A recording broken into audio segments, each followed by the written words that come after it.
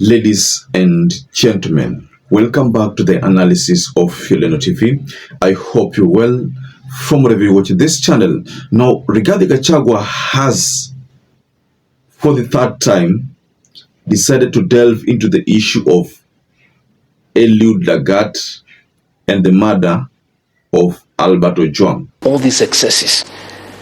When this administration goes, and it will go, I want to assure you, there's a new administration. You will be held to account.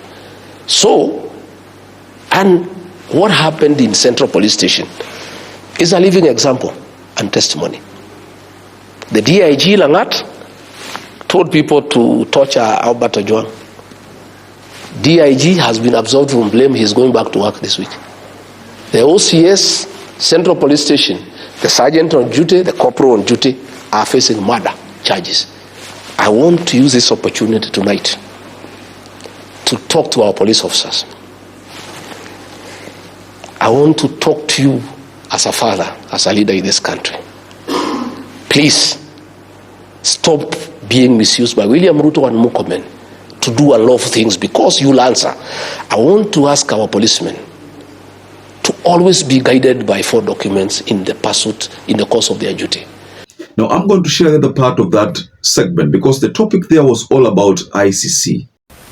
Trial lawyer Robin Croft.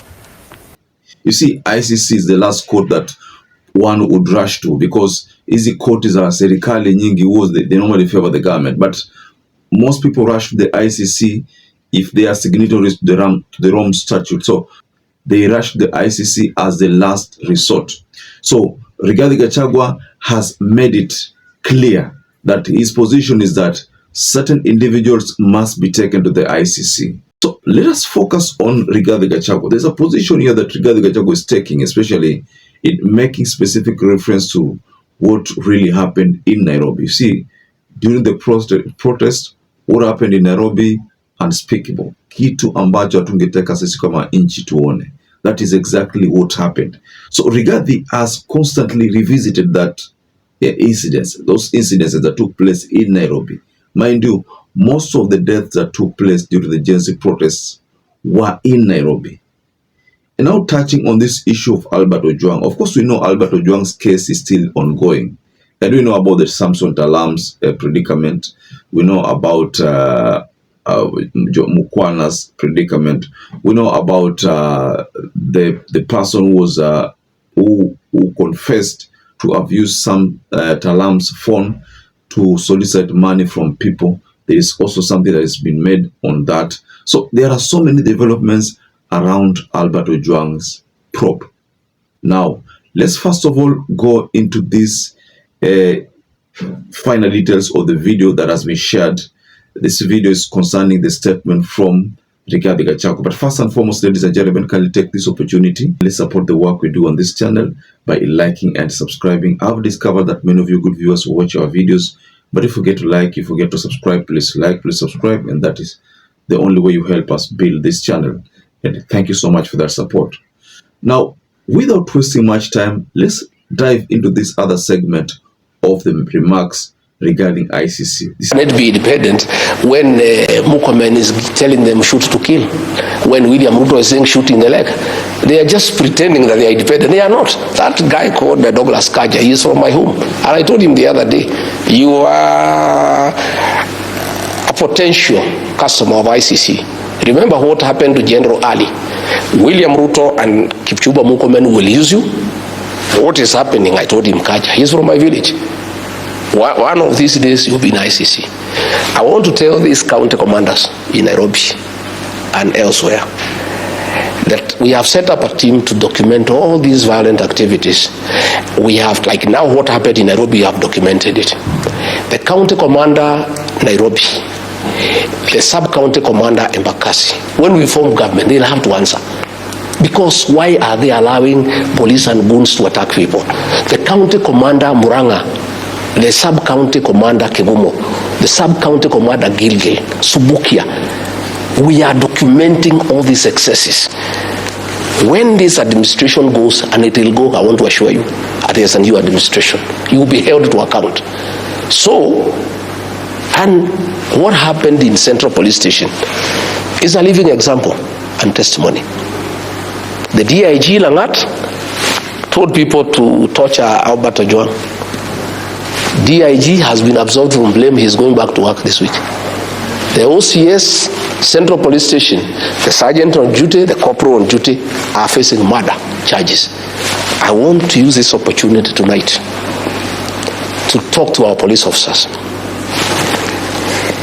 I want to talk to you as a father, as a leader in this country. Please stop being misused by William Ruto and Murkomen to do a lot of things because you'll answer. I want to ask our policemen to always be guided by 4 documents in the pursuit, in the course of their duty. The Constitution of Kenya 2010, the Penal Code Chapter 6.3, the Criminal Procedure Code Cap 7.5, and the Evidence Act Cap 8.0. With those 4 documents, you can hold your ground. And even if your senior tells you to do something that is not covered by those 4 documents, you can stand your ground. Okay. But I want to say, if the government has decided to stop the one-term movement, they want to assassinate Rigathi by using police in civilians and then blame it on goons, because I can see the pattern. What they have done, Yvonne, if you allow me, I've been attacked now 7 times. In November 2024, I was attacked by goons covered by police in Lemuru. Up to today, nobody has ever been arrested. On 28th December, I was attacked by a police officer in Shamata. Nobody has ever been arrested. On 6th April, I was attacked by goons and police in Mweki, inside a PCA church. Nobody has ever been arrested. You know? Another day, I was attacked somewhere else. Now, I was attacked at the airport. What I can see, I was analyzing here with security experts yesterday, is that the government want to set up a thread where that Rigathi is always attacked by goons, so that one day police in civilian can shoot him dead and then say it's the goons and then order an investigation to arrest the goons when he is dead. Now, for those of you who remember when ICC had taken over the cases of Kenya, those are 2007 cases. What happened is that Kenyans ganged up against ICC to have those people brought back, Uhuru and Ruto especially. And by the way, 2013 election, Ruto and Uhuru won because of sympathy votes. We could say that they got more votes. Let me not say won, because I know people will say they didn't win. Some will say they won. Let me just say that they got many votes because of the sympathy that Kenyans had of them, because Kenyans wanted to elect them so that ICC can find themselves in a very precarious situation, a situation whereby they cannot now continue the cases because it's a sitting government, sitting president and the deputy president. There's no way you can bring them to the ICC. That's why you find that when Uhuru had to go to ICC, ni kama alirelinquish position yake kidogo kwa William Ruto for I think around 2 days even, then akaregelea tena. That is one thing that we saw, because ICC demanded that lazima aende. So that is exactly what he did. So what is happening here is that should Rigathi make true his threat, because let me not say threat, because already I think there are some things which have been done based on his statement. There are things which have already been forwarded to the ICC, especially the issue of the president's remarks on shoot on the leg, the issue of Murkomen's remark, and the issue of other UDA members' remarks on shoot to kill. And then there's this issue of Albert Ojwang. You know, the issue of Albert Ojwang got international attention, especially BBC, CNN. They showcased the ordeal, and it was not a good thing. So Rigathi has made it clear that when he takes over the government, because according to him, it's not if he takes over. You see, when he takes over the government, because according to him, he's going to take over the government, he will make sure that the county commanders, the Inspector General KANJA, the Deputy Inspector General LAGAT, they will all face ICC according to Rigathi Gachagua. Now, We know this issue of ICC is not the first time these pronouncements are being made. In 2013, the Azimio people tried to push the Nairobi County Commander to the ICC. Then they tried to even force Japheth Koome to be taken to the ICC. And remember the remarks which came from the UDA. In fact, Japheth Koome himself told us that he was not afraid of ICC. Us as the National Police Service, we are not at all intimidated by those letters. Therefore, I wish to request my fellow members of the National Police Service not to be intimidated at all. ICC. Kama uko na nia ya kuleta vurugu, uko armed na what we call offensive weapons, mawe, panga, rungu, utapata cha mtema kuni. Nienda huko. I have patriotic police officers who will take over from me and do the job. There's somebody who lost 20 million in one day. Is that letter, has that been mentioned? Or is just mentioning Koome to intimidate him? That will not happen. I will not be intimidated. Nairobi County Commander, the same. So when the prosecutor back then, I understand he was suspended, when he came, that is Karim Khan, he did not talk about this issue of ICC. Back then, the discussion had escalated.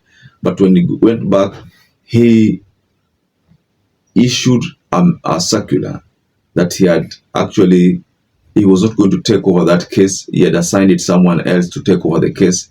I think the reason was a conflict of interest, because now the person is accused is a person he represented at the ICC, and one of those people was William Ruto. So it was going to be very difficult for him to take over the case. So that's the main reason why he handed over the case.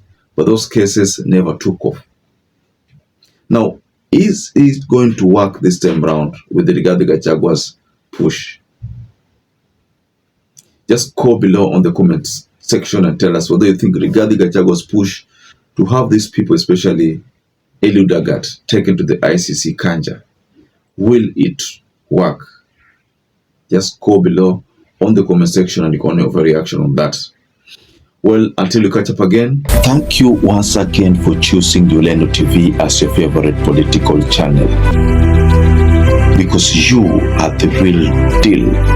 Remember, all you need to do to support this channel is subscribe, like, and comment, and share our videos.